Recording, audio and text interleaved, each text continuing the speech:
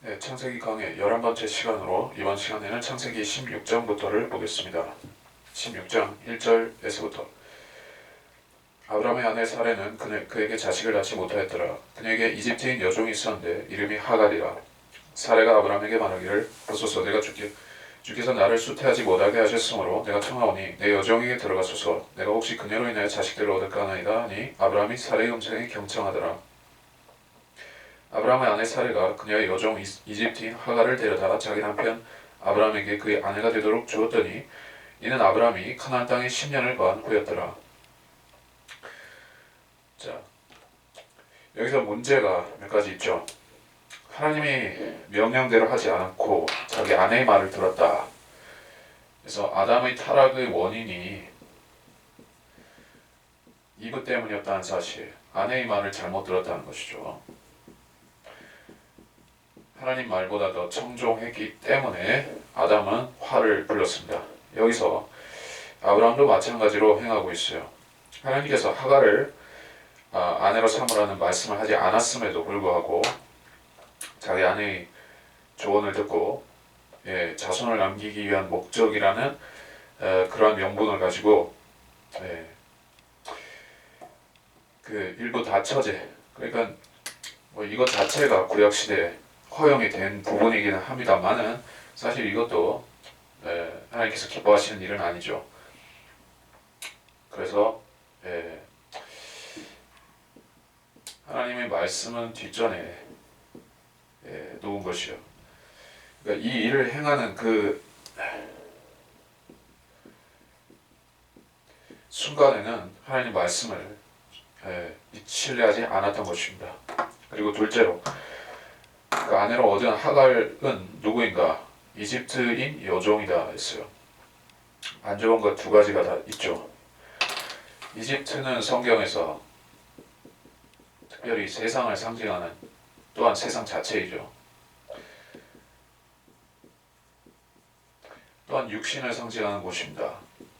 그리스도인에게 있어서는 이집트가 세상이고 또 육신이고 그런 것입니다. 그리고 430년 동안 이스라엘을 노예로 삼을 그런 철 용광로, 사탄의 도구이기도 한데 거기서 나온 사람이 하갈인 것이요. 그리고 그녀는 여종이었다는 것입니다. 자, 신약에서 특별히 그 갈라디아서에서 하갈과 그녀가 여종의 아들, 그 여종으로서 이스마엘을 낳았다는 사실, 그리고 자유인의 자식이 이삭과 그것을 대비시키고 있다는 것을 우리가 신약에서 볼 수가 있는데,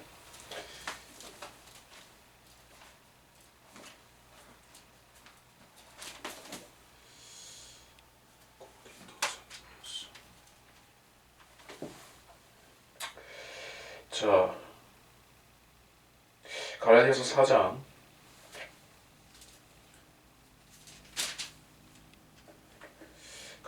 4장 22절 기록되기를 아브라함에게 두 아들이 있었는데 하나는 여종에게서 낳고 하나는 자유로운 여자에게서 낳았다 했느니라. 그러나 그 여종에게서 난 아들은 육신을 따라서 낳고 자유로운 여자에게서 난 아들은 약속으로 말미암아 난 것이라. 그래서 그 하갈은 약속의 씨를 낳을 수가 없는 사람이었습니다. 그녀는 하나님께서 이스라엘을 두기를 원치 않으신 바로 그 고장, 이집트에서 나온 여자였고 여종이었던 것이요.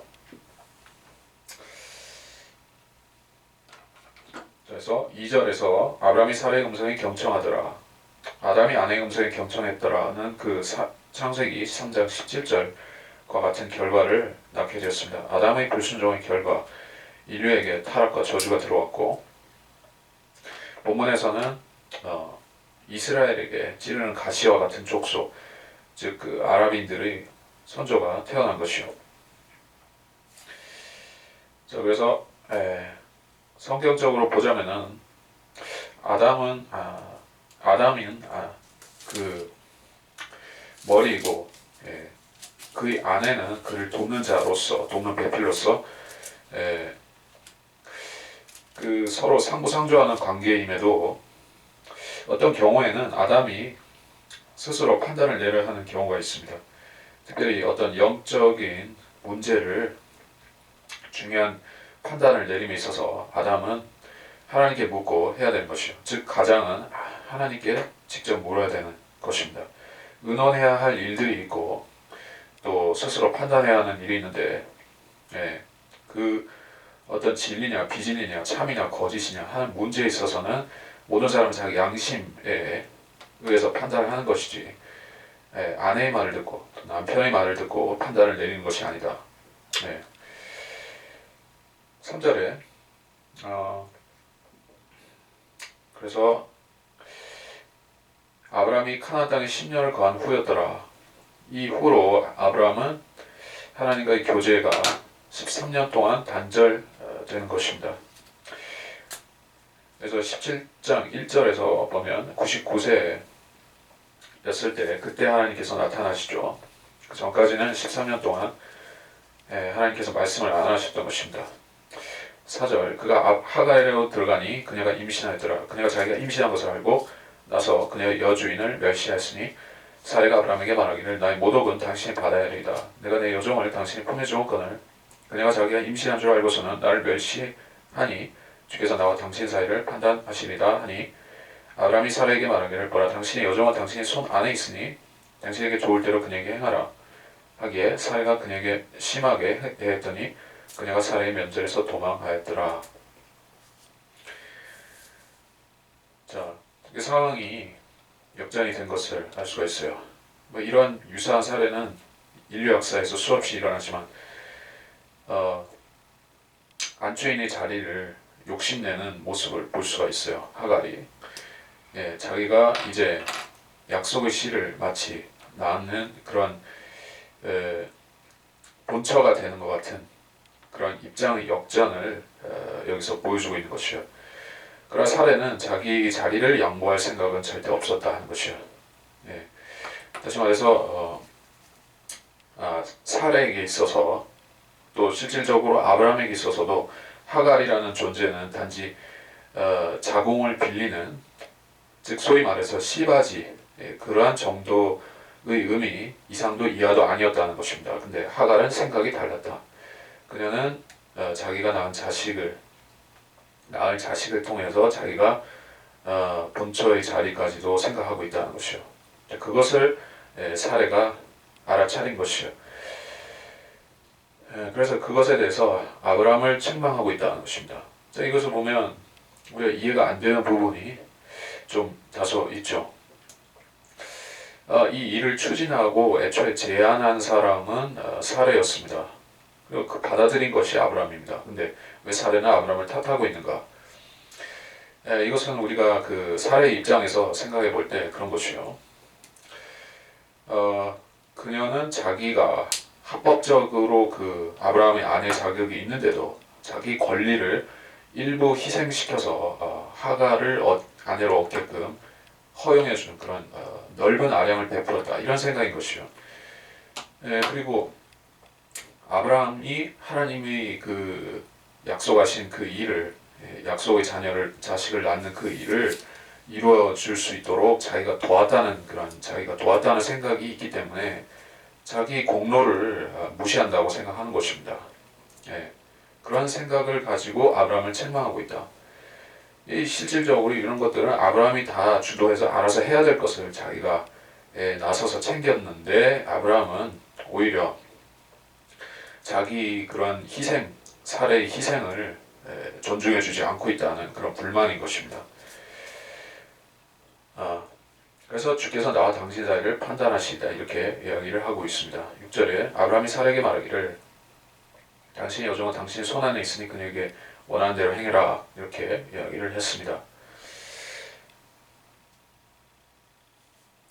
자, 7절부터 주 천사가 광야의 샘물곁 곧 술로 가는 길에 있는 샘 곁에서 그녀를 만나 말하기를 사례 여종 하가라 내가 어디서 왔으며 어디로 가느냐 하니 그녀가 말하기를 나는 여주인 사례의 면전에서 도망하나이다 하더라. 주의 천사가 그녀에게 말하기를 내 여주인에게 돌아가서 그녀의 손 아래서 복종하라 하고 주의 천사가 그에게 말하기를 내가 내 씨를 심히 번성케 하리니 그 수가 많아 셀 수 없게 되리라 하더라. 또 주의 천사가 그에게 말하기를 보라 내가 아이를 가졌으니 아들을 낳을 것이요 그 이름을 이스마엘이라 하라. 이는 주께서 내 고통을 들으셨음이니라. 그가 거친 사람이 되리니 그의 손이 모든 사람을 대적할 것이요 모든 사람이 손이 그를 대적할 것이라. 그가 그의 모든 형제들 면전에서 거할 것이라 하니라. 여기서 주의 천사가 나타났습니다. 이 주의 천사라는 것은 성경의 이후에 계속해서 언급되는 그 주의 천사를 정의 내리는 그러한 용법의 라고 볼 수가 있습니다. 첫 번째 언급된 주의 천사다. 그래서 중요한데 이 천사가 누구냐 하는 것이요. 모슬렘들 같은 경우에는 그 사람들은 가브리엘을 좋아하니까 가브리엘이라고 할지는 모르고 혹자는 미카엘 아니냐 다른 천사 아니냐 이렇게 할지 모르지만 주의 천사라는 것은 어떤 그 메신저를 말하는 것이 아니라 appearance 주의 현 나타나심 천사의 모양으로 사람의 모양으로 주님께서 사람들 앞에 자신을 보이시는 것 그것을 주의 천사라고 기본적으로 이야기를 하는 것입니다. 그래서 여기서 주께서 직접 나타나셨다는 것은 굉장히 어떤 중요한 일을 하시기 위해서 오셨다는 뜻이 될 것입니다. 주의 천사는 아무 때나 시시한 일에 나타나시는 것이 아니라 아주 인류 역사적으로 뭔가 중요한 일을 수행하실 때 나타나신다는 얘기예요. 그 다음에 여기 하갈과 그 하갈을 돌보시는 것은 예수님의 편에서 아주 중요한 일이었다는 얘기인데 왜 그럴까요? 자, 그가 무슨 말을 하는가를 보면 알 수가 있어요. 내 여주인에게 돌아가서 그녀의 손 아래서 복종하라. 그러니까 성경에서 소위 현대인들은 노예 해방, 남북 전쟁, 링컨, 그리고 노예는 잘못된 것 이렇게 얘기를 하지만은 사도 바울도 그렇게 얘기를 했죠. 빌레몬서에서 그 종을 주인에게로 돌려보내는 것을 그는 당연하게 이야기를 했던 것을 볼 수가 있어요. 이것은 어떤 비인간적인 소위 노예제도의 비참함 그런 것을 성경이 승인했다라는 뜻이 아니라 이 세상에는 무릇 치자와 피치자가 있고 주인이 있으면 종이 있고 그거는 이 세상의 움직이는 원리, 원칙 그 자체라는 것입니다. 그래서 종과 주인은 예초부터 있었던 개념이에요. 근데 그것을 인간의 사악함으로 인해서 죄성으로 인해서 거기에 여러 가지 부조리한 것들이 들어간 것 뿐이지 주인은 있고 주인이 종을 다스리고 종은 주인에게 복종하고 이거는 하늘나라에도 다 있는 원칙이라는 것입니다. 천사들은 하나님을 섬기는 종들이고 하나님께서는 그들의 주인이시고 자 그걸 누가 틀렸다고 할 것입니까? 그래서 사례에게 하갈을 돌려보내는 것이 하나님의 뜻이었지 여종을 해방시켜주는 게 뜻이 아니었다는 것입니다. 자, 그것을 잠깐 엿볼 수가 있었고 또 주의 천사가 뭐라고 말하는가? 내가 내 씨를 심히 번성케 한데 아주 셀 수 없이 많아지게 될 것이다 라고 했습니다. 이게 실제로 이루어진 사실이라는 것은 우리가 지금의 중동의 지도를 보더라도 알 수가 있죠.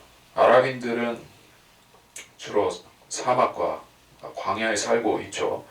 아라비아 사막, 북아프리카 그 소위 사헬 지대, 사막 지대, 그리고 이라크도 상당히 그런 곳이고 그들은 주로 척박한 땅에 살고 있습니다만은 어찌된 일인지 그 아랍인들은 수요가 계속 늘어나서 그 약속의 땅을 주위를 전부 다 그들이 차지하고 살고 있는 형국인 것이에요. 아브라함 당시에 그렇게 될 줄을 누가 알았겠습니까? 아랍인들이 그렇게 수요가 늘어나고 번성하게 된다 몰랐지만 지금 그렇게 되었습니다. 자, 이것도 하나님의 뜻입니다. 성경을 이루기 위한 성경의 예언들을 이루기 위한 뜻입니다. 11절 내가 아이를 가졌으니 아들을 낳을 것이요 이스마엘이라고 해라. 이스마엘이라 태어나기 전에 이름을 붙였습니다. 하나님께서 이름을 붙여주신 것이요. 성경에서 이름이 사전에 지명된, 태어나기 전에 지명된 사람이 여기 처음으로 등장하는 게 이스마엘이고, 그 다음에 이삭도 그랬었고, 또 침례인 요한이 신약에서 그랬었고, 예수님 자신도 그러했었습니다. 자, 그래서 중요한 인물이라는 얘기가 맞고, 이 사람들은 그 중동 땅에서 살 수 있도록 주님께서 허용해 놓으신 것은 맞지만은, 그들이 아랍인들이 차지할 수가 없는 유일한 땅이 바로 약속의 땅, 저 팔레스타인 땅, 거기만은 아랍인들에게는 허용이 안 된 땅입니다. 나머지는 다 차지할 수가 있어요. 차지해 왔었고 차지할 수가 있는 땅입니다. 12절에 그가 거친 사람이 되리니 그의 손이 모든 사람을 대적할 것이고, 자, 이렇게 그 아랍인들의 속성, 그들의 민족성에 대해서 잘 보여주고 있습니다.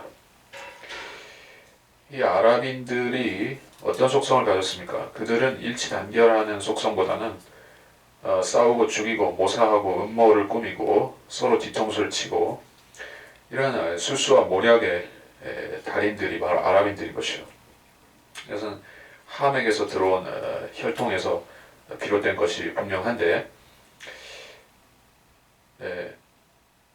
그 이스라엘이라는 나라가 다시 세워지는 1948년에 그 이전까지는 아랍인들이 그 팔레스타인 땅을 비롯해서 그 중동 전역을 휩쓸고 거기 거주하고 있었었죠.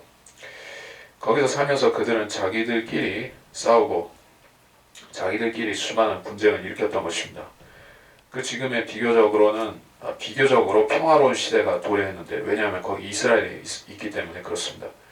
물론 중동 전쟁들이 일어나고 했었지만은 그 전과 같았으면은 피해 상쟁이 끊임없이 벌어져 왔을 그 중동 땅에 이스라엘이라는 나라가 딱 중심에 자리 잡고 있음으로 해서 전쟁이 덜 일어나고 있습니다. 근데 지금 또 IS라든지 뭐 여러 전쟁들이 시작되고 있는 중이죠. 그래서 물론 마지막 때이기 때문에 그렇게 됩니다만, 아랍인들의 속성이 그렇습니다. 그들은 전쟁을 좋아하고 살육과 그 약탈을 좋아하고 그런 족속들인 것이요. 그의 손이 모든 사람을 대적하고 모든 형제들을 면전에서 거할 것이다.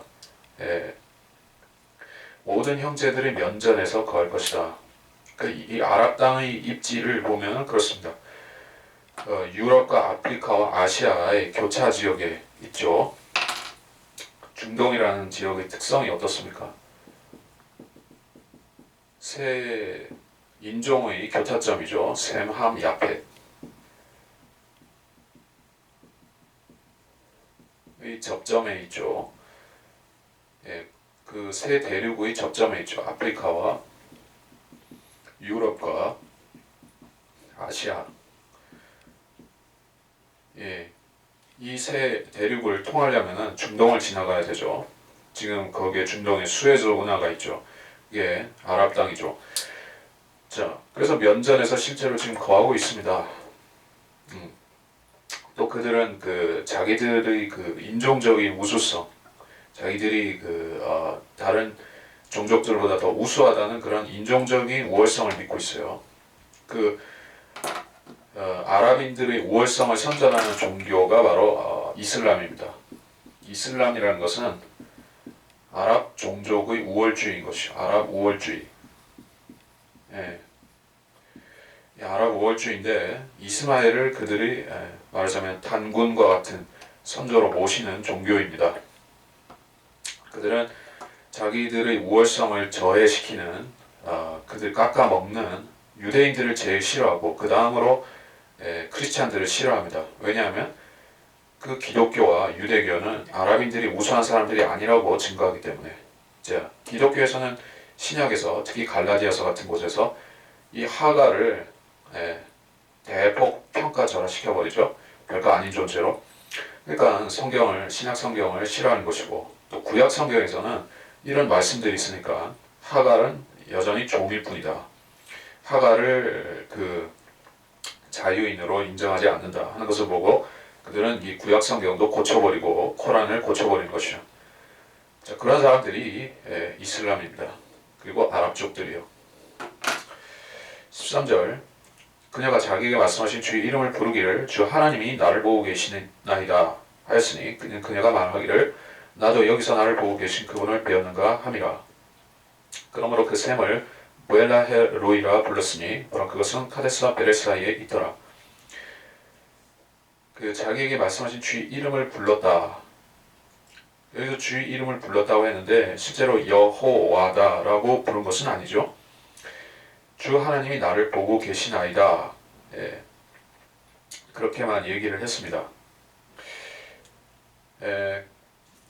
그래서 이방인들은 그 하나님의 속성을 가지고 하나님의 속성, 성품 그것을 가지고 이름을 붙이기를 또 물론 유대인들도 그렇게 하지만은 자 하나님은 자신의 본명을 갖고 계시고 속성과 관련된 이름들을 갖고 계십니다. 여호와 샬롬이라든지 여호와 이레라든지 여호와 라파라든지 여호와 삼마라든지 그런 그 주님이 활동과 속성과 관련된 것들을 여호와라는 본명에다가 속성을 갖다 붙여서 여호와 뭐뭐라고 얘기를 하죠. 그 주님께서는 나는 길이요 진리요 생명이다 이렇게 말씀하실 때도 그렇습니다. I am 이라고 할 때는 여호와를 말하는 것이고 the way다 길이다 진리다 생명이다 하는 것은 속성이죠. 자 그래서 사람들이 보이지 않고 만져질 수 없는 하나님을 인지하는 방식, 인식하는 방식이 바로 하나님의 속성으로 얘기를 하는 것이죠. 그래서 나를 지켜보고 계셨던 그 무소부재하고 전지전능하신 분이 있었구나 하고 그분을 불렀다는 것이요. 자, 15절 하갈이 아브라함에게 아들을 낳으니 아브라함이 하갈이 낳은 자기 아들 이름을 이스마엘이라 불렀더라. 하갈이 아브라함에게 이스마엘을 낳았을 때 아브라함은 86세였더라.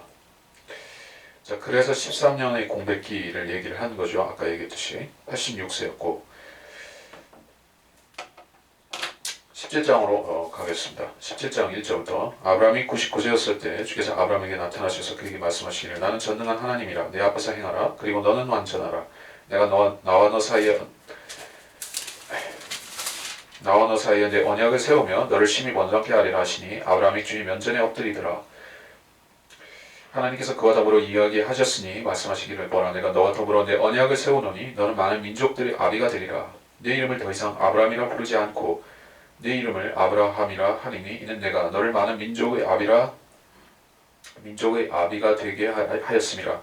내가 너를 심히 번성 다산하게 하리니 내가 내게서 민족들을 이루며 내게서 왕들이 나오게 하리라. 내가 나와 너와 내 뒤에 올 내 씨 사이에 대대로 내 언약을 세우리니 영원한 언약을 삼고 너와 내 씨의 하나님이 되리라. 내가 너와 내 뒤에 올 내 씨에게 내가 타국인으로 있는 땅 즉 하나님의 모든 땅을 주어 영원한 소유가 되게 하며 나는 그들이 하나님이 되리라 하시니라. 자, 이게 처음 세워진 언약이 아니라 반복되고 있는 것이죠. 이미 말씀하신 언약을 강화시키는 것이요. 또 거기에 추가된 것들이 있습니다. 그래서 1절은 그렇고 2절에서 나와 너 사이에 언약을 세우겠다. 이 세운다라는 것인데 이 언약이 지금 즉시로 성취가 되는 언약은 아닌 것을 알 수 있죠. 아브라함의 그 생애 당대에는 이 언약이 실현되지 않았습니다. 아브라함은 크나안 땅 전부를 차지한 것이 아니라 한 귀퉁이만 겨우 더부살이하며 살아만 했었는데 이것은 그의 자손들에게 이루어질 언약이라고 주신 것이요. 너를 심히 번성케 하리라. 이 부분은 아브라함 당대부터 이루어지고 있지만은 실질적으로 자손들과 그 아브라함의 씨의 전체가 그 땅을 차지하는 일이 일어난 것은 아닙니다. 그래서 아브라함의 이름이 아브라함에서 아브라함으로 바뀌고 있습니다. 높으신 아버지라는 뜻에서 모든 민족의 아버지라는 뜻의 아브라함으로 바뀐 것입니다. 그래서 아브라함이 하나님과 교제가 단절되었던 동안에 하나님께서는 아브라함을 축복하시기 위해서 준비하고 계셨다는 것을 알 수가 있어요. 아브라함은 그의 잘못된 선택으로 인한 그 교제의 단절에 대해서 상심해 있었을 것이고 또 회개, 자복을 하고 있었을 것입니다. 그래서 하나님께서 보시고 나타나신 것이에요. 그래서 내 앞에서 행하라. 내가 전능한 하나님이다 라고 주님께서 아브라함을 책망조로 말씀하셨다는 것을 알 수가 있어요. 아브라함이 하나님을 전능하신 분이라는 사실을 잊어먹었기 때문에 그분께서 씨를 100세가 된 남자에게도 자식을 주실 수 있다는 그것을 못 믿는 상태에서 믿는 믿음을 가지라고 지금 이렇게 말씀한 것이요. 6절에 내가 너를 심히 다산하게 하고 네게서 민족들을 이루고 왕들이 나오게 하리라. 7절에 이것은 영원한 언약이다 이렇게 말씀하셨습니다. 아브라함의 언약, 영원한 언약. 아브라함의 언약이 왜 영원한 언약인가? 물론 하나님께서 약속하셨기 때문에 영원한 언약입니다. 그리고 아브라함의 언약의 골자는 땅을 주겠다는 것이요. 아브라함의 씨에게, 그 약속의 씨에게, 이삭과 그 후계자들에게 그 가나안 땅을 주겠다는 약속이 그 골자입니다. 땅 주겠다는 것이지 천국이 아니라 하늘나라를 주겠다는 그런 약속이 아니라 땅을 주겠다는 것이요. 토지 매매 계약인 것입니다. 토지 공여 계약이지 하늘나라 준다는 계약이 아니에요. 새 예루살렘에 살게 해주겠다. 아버지 집에 살게 해주겠다는 것이 아니라 이 땅을 주겠다는 것입니다. 그리고 이것이 영원 불멸의 언약이다라고 확증하신 것입니다. 이것은 성경이 영원한 언약이라고 했으면 이거는 불가침, 불변이라는 것을 우리도 믿어야 되는 것입니다. 그것이 불변이라는 사실을 믿지 않게 된다면은 결국에는 그 성경적인 종말론이 아닌 성경적인 재림이 신학이 아닌 무천년, 후천년을 믿게 되겠죠. 무천년, 후천년 거기에 플러스해서 역사적 전천년 이게 개신교에서 개신교들에서 믿고 있는 그러한 종말론인데 그 공통점은 이 아브라함의 언약, 즉 영원한 언약을 이 사람들은 없다고 하는 것이에요. 취소됐다고 하든지 끝났다고 하든지 어쨌든 부정하는 것입니다. 그리고 땅은 어떻게 이스라엘이 차지하는 것이 아니라 불타 없어진다든지 그렇게 처리를 해버립니다. 그럼 하나님이 거짓말하신 게 되는데 아브라함에게 그 약속의 씨에게 하나님이 거짓말하셨다는 것인데 그럴 수가 없죠. 그 성경을 부정하는 신학인 것입니다. 그래서 이것은 쓰레기고 마귀의 신학이고 거짓 교리이고 그것은 그리스도인들이 입에 올리기에도 건전치 않은 허튼 소리들이다 하는 것을 우리가 꼭 알아야 됩니다. 하나님께서는 아브라함에게 약속하신 사항들을 절대로 취소시킨 적이 없습니다. 그것은 이루어질 언약이고 지금도 지켜봐야 되는 언약인 것입니다. 주님께서 아직 재림하지 않으셨기 때문에 재림하신다면 이것이 이루어진다라고 확실히 된다라고 보고 우리는 믿어야 되는 것이지 불신하고 있다고 하면 그 사람은 성경을 부분적으로 믿는다는 것인데 그것은 다시 말해 불신인 것이에요. 그래서 8절에서 너와 내 뒤에 올 시에게 가나안의 모든 땅을 영원한 소유가 되게 하겠다. 이것은 앞서 창세기 12장 1절 7절 13장 15절 15장 18절 그래서 3번 주어졌고 이제 4번째로 말씀하신 부분이에요. 그래서 나는 그들의 하나님이 되리라. 나는 그들의 하나님이 되리라. 자, 이 부분에 대해서 우리가 그리스도인에게 개인적으로 하나님께서 주가 되어 주시는 것은 우리한테 개인적이에요.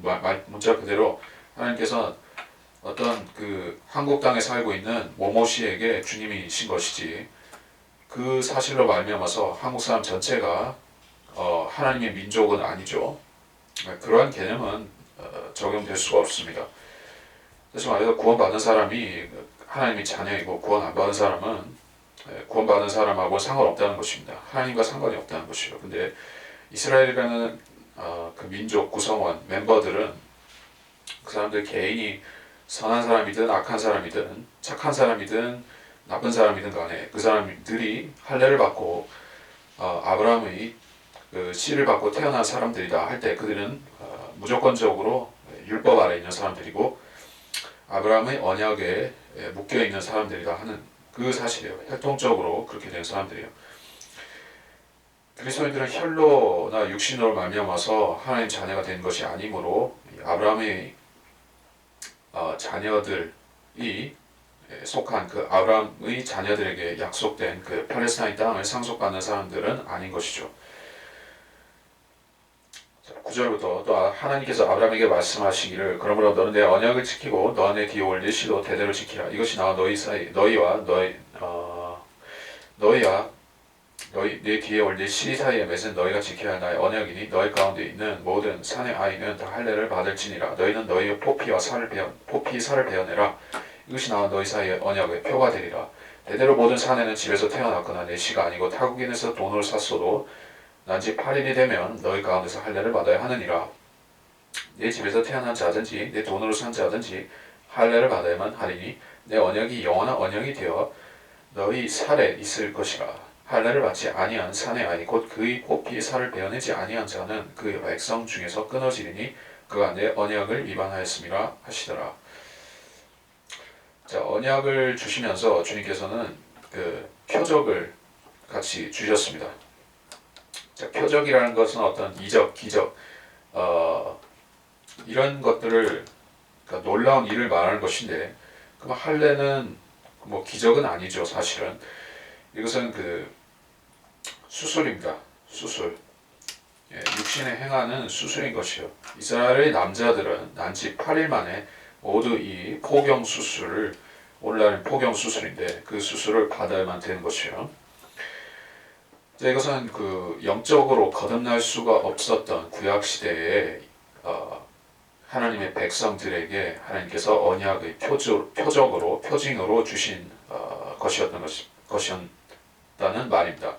지금은 할례를 통해서 주님께서 자기 백성을 구원하고 있는 것이 아니라 성령의 인침을 통해서 그리스도인 안에는 주님께서 거듭난 사람 안에는 성령을 주시는데 그 성령을 통해서 그 사람이 하나님의 언약 즉 신약에 속한 사람인지 그리스도의 피의 언약에 속한 사람인지 아닌지 그걸 보시죠. 근데 구약시대 사람들은 거듭날 수가 없었기 때문에 어린 양의 피가 아직 뿌려지지 않았고 십자가 사건 전이기 때문에 그들은 이런 수단을 통해서 할례라는 수단을 통해서 하나님의 백성으로 분류가 되었던 것입니다. 그들은 자기 그 자신의 그 이스라엘 남자들은 자기 자신의 그 심벌을 보면서 그 자기 의지와 상관이 없이 그렇게 포경 수술을 받은 그 심벌을 보면서 자기가 누구에게 속한 자인지를 자동적으로 알 수밖에 없죠. 그래서 표적이라는 얘기입니다. 그리고 이 할례라는 것 자체는 육신의 몸을 벗어버린다. 그 영적인 할례의 하나의 그림자이기도 한 것입니다.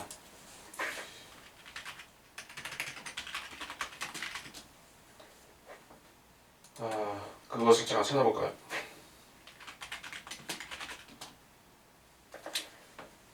골로새서 2장 11절 또한 너희가 그 안에서 손을 하지 아니한 할례를 받았으니 곧 그리스도의 할례로 육신의 죄들의 몸을 벗어버린 것이라.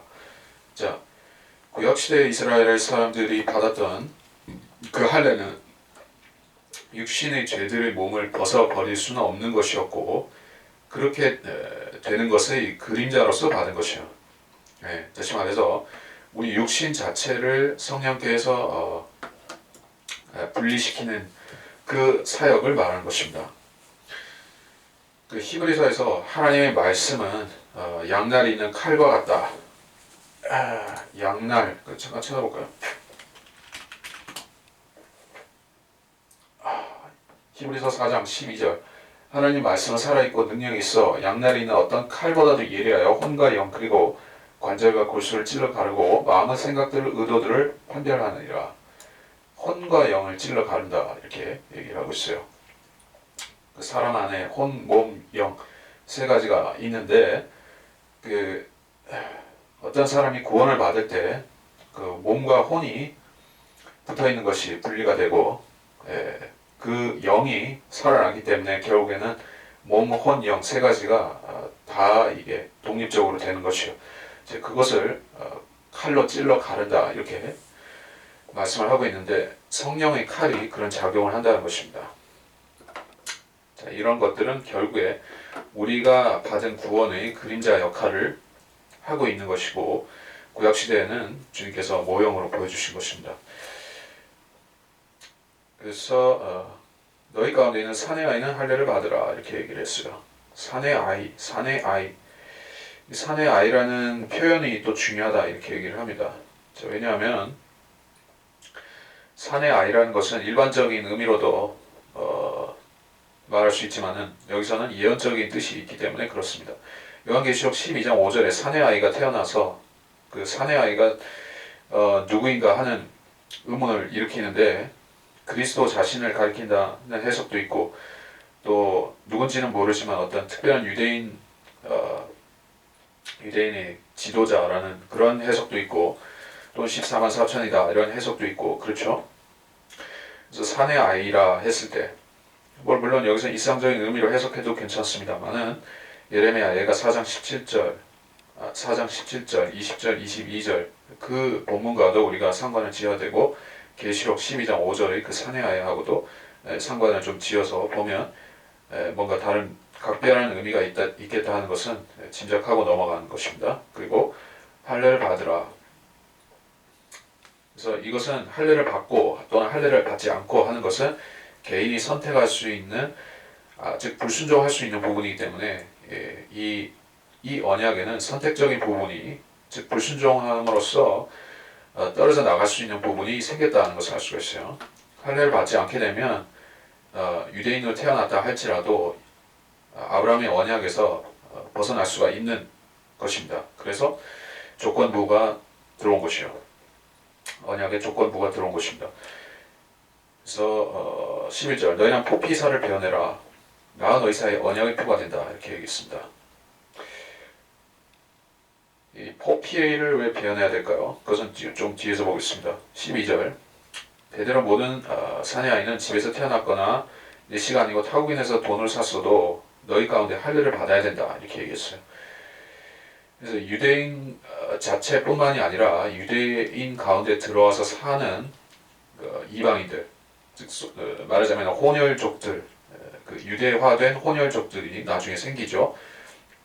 이집트에서 출애굽할 때도 그 혼혈족 속들이 나왔었고 그 뒤에 한참 뒤에 가서 사마리아인들이 나중에 생겼었고 그 혼혈인들이 생겼어요. 그 사람들도 나중에는 다 유대화돼서 할례를 받고 그렇게 했습니다. 그러니까 이런 그 창세기의 조항들이 있어서 그대로 되어졌다라고 보는 것입니다. 난지 8일이 되면 할례를 준다는 것이요. 성경에서 8이라는 숫자는 새로 시작하는 것, 새 출발한다. 어떤 주기가 다시 시작된다 하는 의미가 있죠.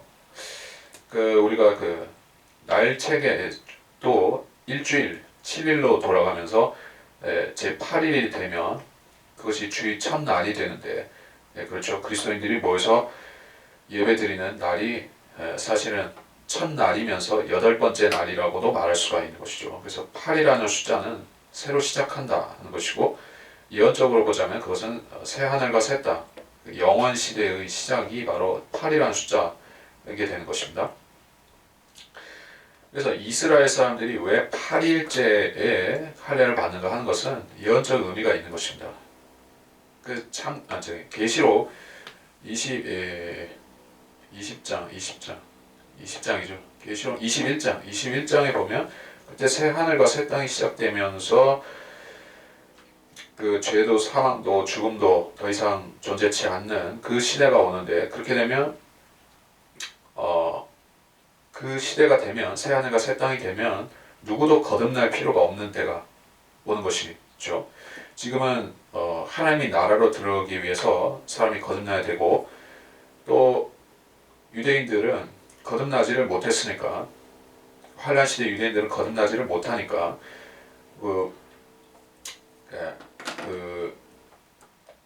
새 언약, 뉴 커비넌트 아래로 들어가서 하나님 백성이 되어야 되지만은 새 하늘과 새 땅 그때가 오면 이제 더 이상 죽음이 없기 때문에 지옥에 가는 것도 없기 때문에 그때 사람들이 이제 그 소위 말해서 할례를 받을 필요가 없다는 것이요.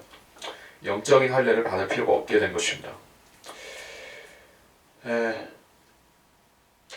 그래서 이 할례라는 것이 구원 또는 거듭남 그런 의미이기 때문에 이 8이라는 숫자와 연계가 된다는 것은 새 하늘과 새 땅이 오면 이제 모든 사람이 구원을 받는다. 그것이요. 13절 내 집에서 태어난다든지 내 돈으로 산다든지 할례를 받아야 된다. 이것이 내 언약이 너희 살에 있을 것이다. 14절에 할례를 받지 아니한 사내 아이 곧 그의 포피살을 베내지 아니한 자는 그의 백성 중에서 끊어지는데 그가 내 언약을 위반했기 때문이다. 자, 그래서 포피를 왜? 포피가 뜻하는 것은 휘장과 유사한 의미가 있습니다. 휘장은 베일이죠. 이것은 지성소를 가리고 있는 막을 휘장을 이 포피가 상징적으로 가리킨다 하는 것입니다. 휘장이 찢어지는 사건이 언제 발생했습니까? 주님이 십자가에서 죽으시는 순간에 휘장이 찢어졌습니다. 지성소와 성소 사이를 가르고 있던 성전의 휘장이 찢어졌어요. 그것은 그리스도의 육체가 찢긴 것을 상징하는 것이었고 또한 이 우주가 하나님의 옷이라는 사실도 히브리서 1장 12절에서 말씀하고 있어요. 그래서 이 우주도 결국엔 벗어버리고 그 우주가 할례를 받는 소위 그런 사건이 일어나게 될 것입니다.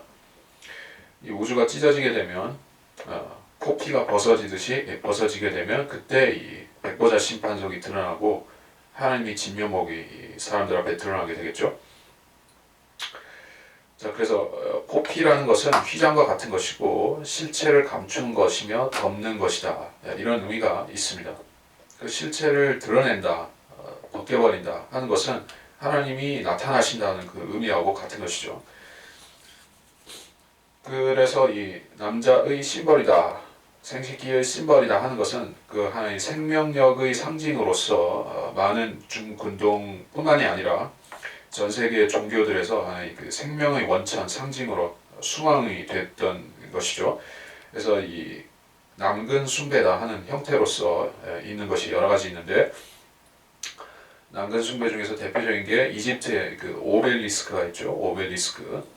그리고 그 성당 뾰족탑들, 그리고 그 모슬렘 사원에 세워지는 미나렛 그 탑, 기도탑이라고 하는 미나렛들, 이것도 그런 것들입니다. 왜 뾰족하고 높이 세우는 거 좋아하냐? 그게 그 오리지널 원천은 사실 바벨탑으로 거슬러 올라가는데 그 바벨탑 자체도 하나의 거대한 오벨리스크 같은 이 남자의 생식기의 상징으로서 세워졌던 것이요. 그거를 자기들은 그것을 하나님으로 삼았던 것입니다. 근데 성경은 포피살을 베어내는 것이 그래서 이 우주적인 심판, 시대가 체인지되는 것하고 상관이 있다는 것입니다. 15절 또 하나님께서 아브라함에게 말씀하시기를 내 아내 사라의 이름을 사레라 부르지 말지니 사라가 그녀의 이름이 되리라. 내가 그녀에게 복을 주어 그녀로부터도 내게 한 아들을 주며 정녕 내가 그녀에게 복을 주어 그녀로 민족들의 어미가 되게 하리니 백성의 왕들이 그녀에게서 나오리라 하시더라. 그때 아브라함이 주의 면전에 엎드린 채 웃으며 그의 마음속으로 말하기를 100세가 된 사람에게 아들이 태어날 수 있으리요 90세가 된 사라가 애를 낳을 수 있으리요 하고 아브라함이 하나님께 말씀드리기를 이스마엘이나 주 앞에서 살게 해주소서 하더라. 하나님께서 말씀하시기를 내 아내 사라가 참으로 내게 한 아들을 낳을 것이라. 너는 그의 이름을 이삭이라 하라. 내가 그와 그의 뒤에 올 그의 씨에게 내 언약을 세우리니 영원한 언약이 되리라. 이스마엘에 대해서도 내가 너를 들었나니 보라 내가 그에게 복을 주었으니 내가 그를 다산케 하며 심히 번성케 하리라. 그가 12통치자를 낳으리니 내가 그로 큰 민족을 이루게 하리라. 그러나 나는 나의 언약을 사라가 내년에 이맘때에 내게 낳아줄 이삭과 더불어 세우리라 하시더라. 하나님께서 아브라함과 이야기를 마치시고 그를 떠나 올라가셨더라. 이 사레의 이름이 사라로 개명이 되었습니다. 사레 다투는 자라는 뜻에서 사라, 공주라고 바뀐 것이요. 사례는 다툼이다 뜻입니다.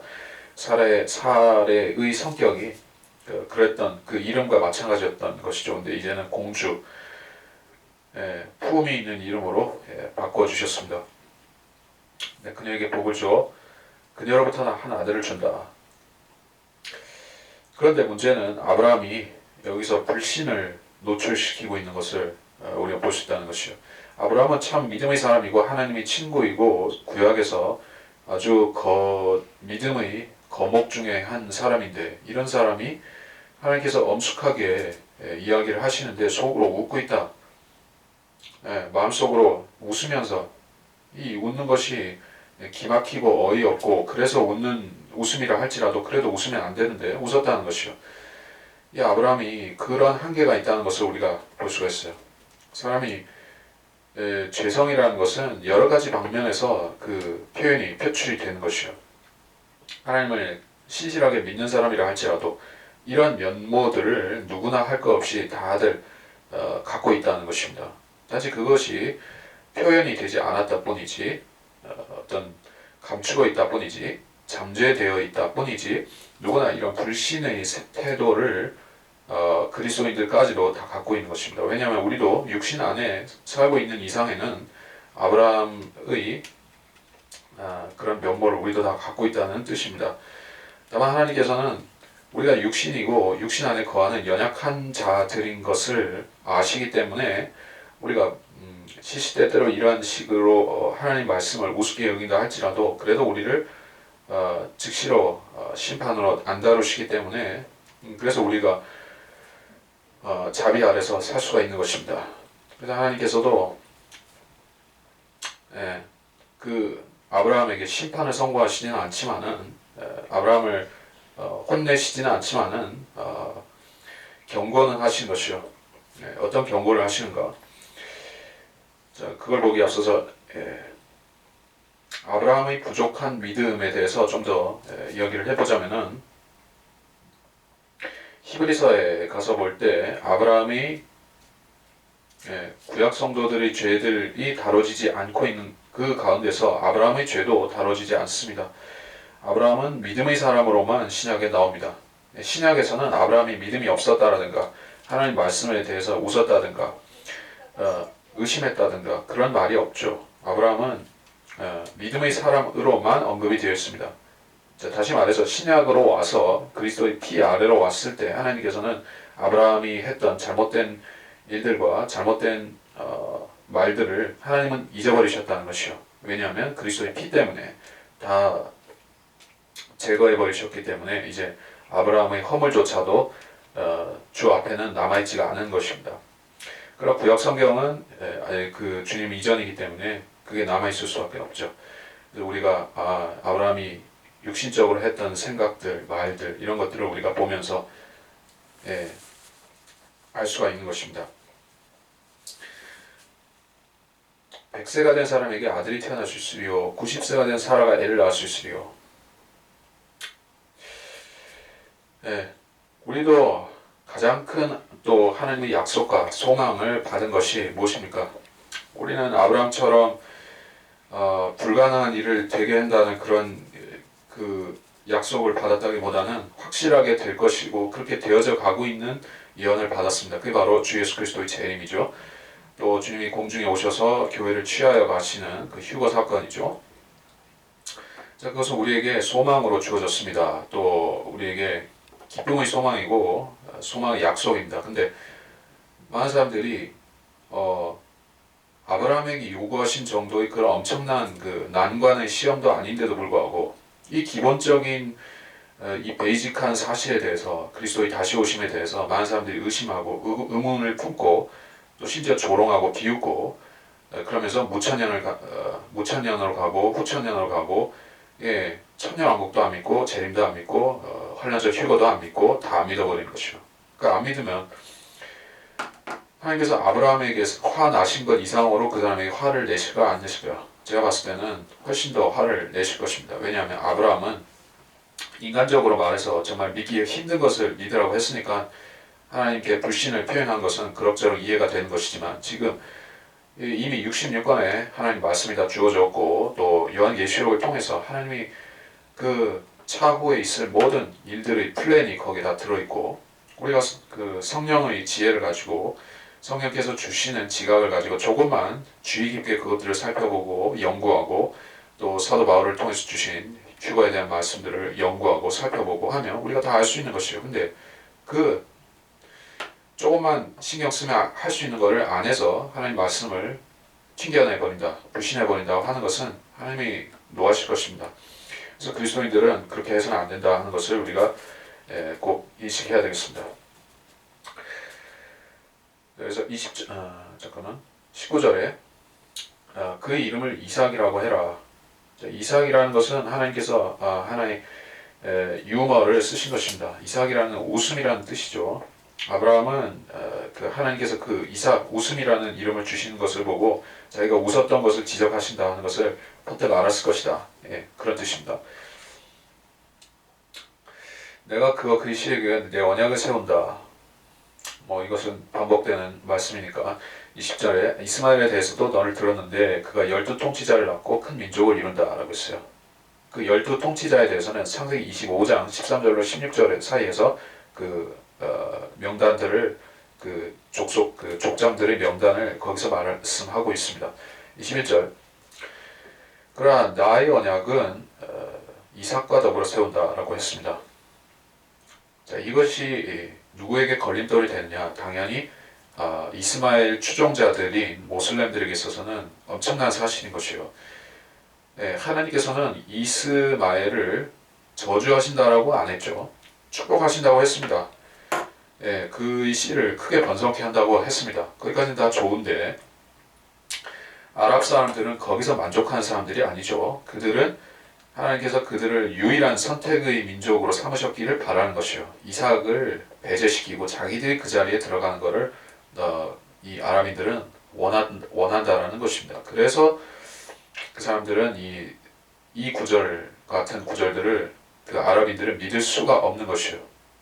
왜냐하면 하나님께서 이스마엘은 약속에서 배제시키고 이삭을 선택하셨기 때문에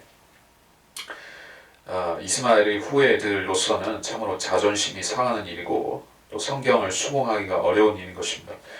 그래서 성경을 믿지 않고 코란을 믿게 된 것입니다.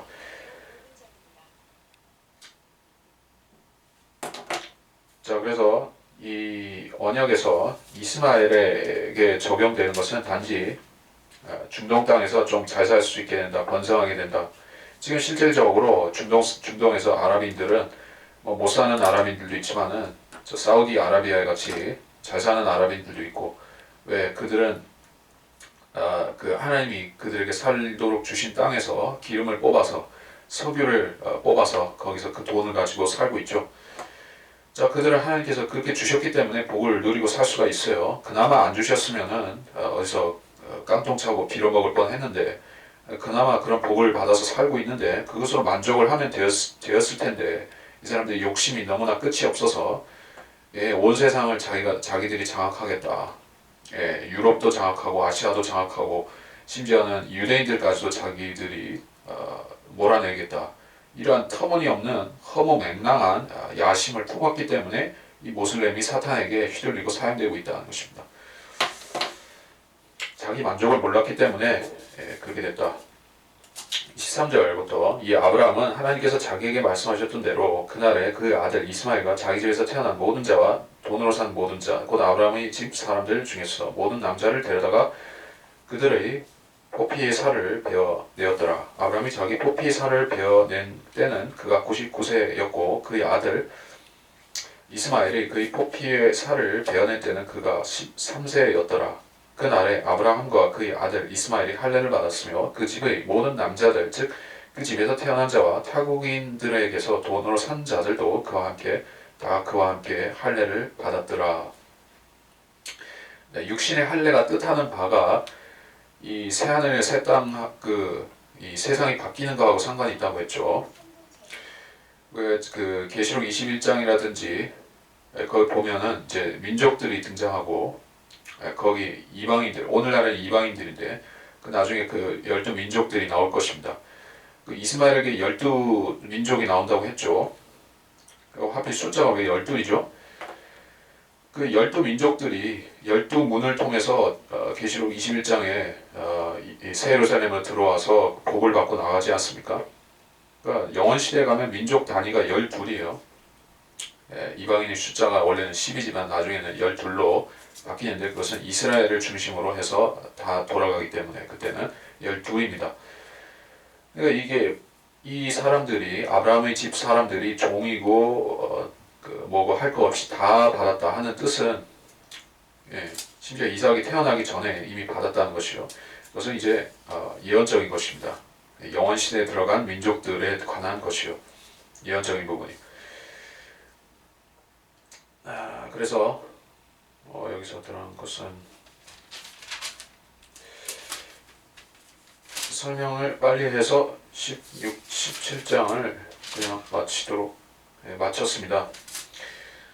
18장은 주제가 좀 무거운 것들이 있어서 여기서 연속해서 하기는 어렵겠고 본문을 마치면서 뭔가 좀 더 보완해서 할 말씀이 있을까 해서 얘기를 하자면은 자 유대인들이 왜 그리스도인들에게 있어서 유대인들이 그렇게 중요한 민족인가 하는 것을 우리가 바로 인식해야 되는 그 부분에 대해서 말씀을 드리고자 합니다. 아까 본문에 설명을 하면서도 중간중간에 갈라디아서 얘기를 종종 했었습니다. 갈라디아서는 왜 우리한테 중요한가? 사도 바울이 서신서들 가운데서 우리한테 가지는 각별한 의미는 거기서 이삭과 하갈과 사라의 그 관계들에 대해서 우리한테 영적인 의미들을 설명하고 있기 때문에 그렇습니다. 유대인들은 하나님께서 기본적으로 이 땅을 상속시키기 위해서 주신 내신 백성이고 이방인들은 이 하늘을 주시기 위해서 만드신 백성이고 그리스도인들은 그와는 별개로 이 새 예루살렘 주님께서 사시는 그 집을 채울 백성들이고 자 그렇습니다. 그 중에서 우리는 이제 이 땅을 상속시킬 백성들인 유대인들에 대해서 우리가 본 것이요. 애초에 아브라함이라는 사람을 부르신 것도 결국 아담에게 처음 주셨던 말씀, 이 땅을 다시 채우라, 완성하고 정복하고 채우라고 하신 그 말씀을 이룰 그 백성으로서 아브라함의 씨를 부르셨다는 사실입니다. 하나님의 목적은 창세기 1장에서부터 이 본문에 이르기까지 그리고 현재에 이르기까지 바뀌어진 것이 없습니다. 땅을 다시 채우라라는 목적은 성취가 되고 있습니다. 마귀는 그 목적을 막기 위해서 아브라함의 씨를 없애버리려고 했었고 본문에서 보았듯이 하갈을 통해서 방해물을 놓으려고 했었습니다.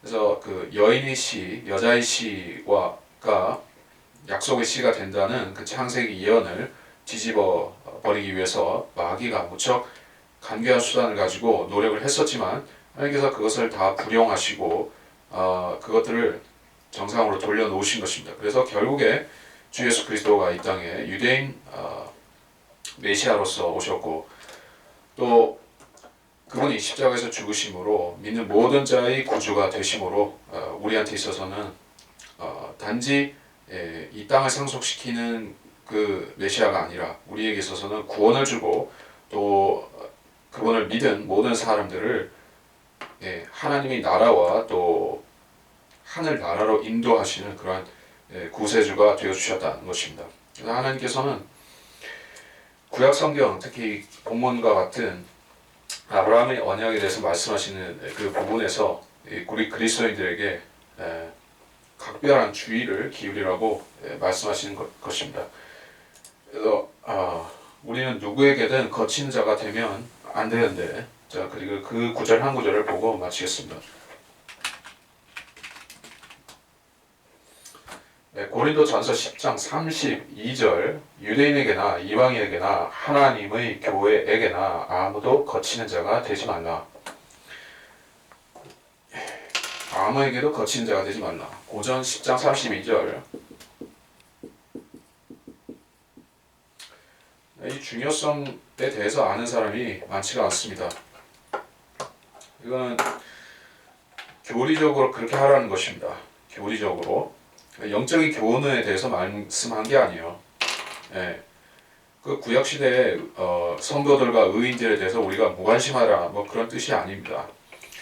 우리는 구약 성경과 거기에 나오는 수많은 인물들에 대해서, 특별히 그리스도를 예표하는 인물들에 대해서 아주 자세하게 연구하고 알아야만 됩니다. 우리가 관심을 가지는 것은 맞지만 그렇다고 해서 그 사람들이, 즉 다윗이나 솔로몬이나 뭐 이런 히스기야나 기타 이런 구약 성경의 왕들과 선지자들, 이런 인물들이 우리라고 혼동하면 안 된다는 것이죠. 그 사람들은 율법 시대에 살았던 사람들이고 할례받은 유대인들이었다는 것이죠. 아브라함의 자손, 이삭, 야곱의 그 자손들이었다는 것입니다. 그들은 우리와 다른 언약 체계 아래 있었습니다. 팔레스타인 땅을 상속시켜준다는 그 아브라함의 언약 아래 살았던 사람들이고 그리스도의 피 아래 있지 않았던 사람들이에요. 그래서 우리는 구분할 것은 구분하자 하는 뜻에서 거치는 자가 되지 말라라고 한 것입니다. 거치는 자가 된다는 것은 사탄이 된다는 것이죠. 주님께서는 베드로에게 사탄아 내 뒤로 물러가라. 너는 내게 걸림돌이 된다. 사람 일을 생각하고 하나님 일을 생각 안 한다. 이렇게 말씀하셨죠. 그래서 사탄은 하나님 말씀이 걸림돌이 되게 해서 우리가 믿음에 이르지 못하도록 하는 것이 마귀가 하는 일인 것입니다. 마귀는 유대인이라는 존재를 우리가 믿음으로 나아가는 데 있어서, 믿음이 성숙하는 데 있어서 걸림돌이 되게 만들 수가 있어요. 오늘날에 그런 대표적인 걸림돌의 사례가 무엇이 있습니까? 유대인을 흉내내는 그런 거짓 종파들이 있죠. 여호와의 증인들이라든지 제7일 안식교라든지 신천지교라든지 또는 유사 시한부 종말론 계통의 그런 유대교 짝퉁들이라든지 많이 있습니다. 많이 있는데 그 사람들은 그 유대인의 것을 이방인에게 또는 교회에게, 교회의 것을 유대인에게 그렇게 뒤섞는 것을 전공으로 하고 있어요. 그래서 그들은 하나님 말씀 앞에서 거치는 자들이 되는 것입니다. 유대인의 것은 유대인에게, 이방인의 것은 이방인에게, 또 교회의 것은 교회에게 올바로 나누는 것이 하나님 말씀을 정직하게 다루는 자세인 것이지, 이것을 저것을 이것으로 혼동시키는 것은 마귀가 하는 일입니다. 마귀는 혼란의 창시자죠. 하나님 말씀을 혼란시키고 혼란시킴으로 인해서 믿음에 이르지 못하도록 성도를 해방 놓는 존재가 사탄이기 때문에 우리는 고린도전서 10장 32절의 말씀 그대로 거치는 자가 되지 않도록, 세 가지 부류 모두에게 거치는 자가 되지 않도록 중심을 잡고 우리가 우리 자신이 누구인가를 정확하게 인식한 채로 우리는 하나님의 교회에 속했고 하나님의 자녀들이라는 그 사실을 바탕으로 해서 성경을 나누어 읽어야만 되는 것입니다. 그래서 이번 시간은 됐습니다. 여기서 마치도록 하겠습니다.